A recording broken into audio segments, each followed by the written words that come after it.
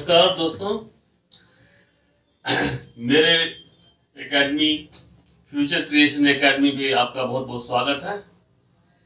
आज मैं आपको सिंपल पास्ट टेंस के कुछ और रूप बताते हैं जो कि पिछले अध्याय में हमने नहीं बताया था, लेकिन ये भी पास्ट सिंपल पास्ट में ही आते हैं।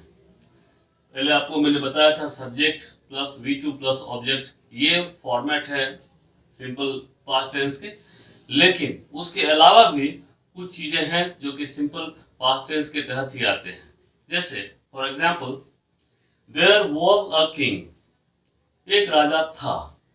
तो ऐसे में हम यूज करते हैं देयर, उसके बाद वॉज या वर्ड लगाते हैं, ये हेल्पिंग वर्ब है, और उसके बाद ऑब्जेक्ट लगाते हैं।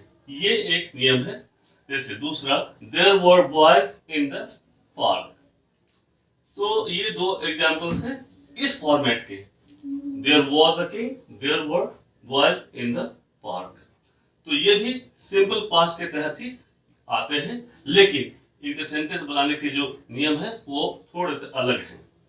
जैसे कोई भी क्रिया हम रिपीटेडली करते थे पास्ट में, उसके लिए यूज्ड टू, ये जो फ्रेज है हम यूज करते हैं। तो उससे एक वाक्य बना के हमने आपको दिखाया है। आई यूज टू प्ले क्रिकेट, मैं क्रिकेट खेला करता था। भविष्य पास्ट में, भूतकाल में मैं क्रिकेट खेला करता था और ये रेगुलरली खेलता था। उसके संबंध में जब हम बात करते हैं तो यूज टू यूज करते हैं। उसके बाद कोई भी काम पहले हुआ है किसी सन में, किसी ईस्वी में, तो उसमें भी हम यूज करते हैं पास्ट, सिंपल पास्ट को। This college was set up in 1967। यहाँ पे जो सेंटेंस का फॉर्मेशन है वो पैसिव वॉइस में है। वॉइस दो प्रकार के होते हैं, एक्टिव वॉइस, पैसिव वॉइस। तो पैसिव वॉइस में भी यूज होता है ये सिंपल पास्ट टेंस का रूप। This college was set up in 1967। उसके बाद हम आते हैं, जैसे कोई इच्छा होती है कि अगर मैं राजा होता, अगर मैं प्रधानमंत्री होता, तो उसमें भी यूज होता है सिंपल पास्ट। लेकिन इसकी खास बात यह है कि सब्जेक्ट अगर आई है तो आई के साथ वॉज ना लग के वर यूज होता है। ये बहुत ही ज्यादा ध्यान देने की चीज है। जनरली आई के साथ वॉज यूज करते हैं हेल्पिंग वर्ब, लेकिन यहाँ पे चूंकि हम विश कर रहे हैं इसलिए यहाँ पे वॉज नहीं वर का यूज हम करते हैं। I wish I were a king, मेरी इच्छा है कि मैं एक राजा होता।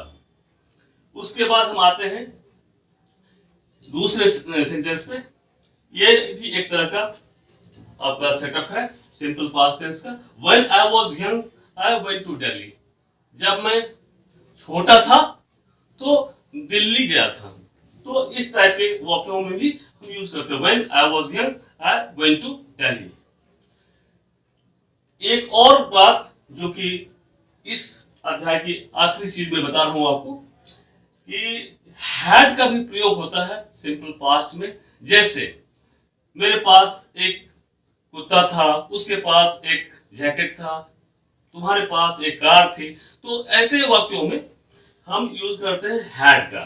जैसे you had a nice jacket, तुम्हारे पास एक बढ़िया जैकेट थी।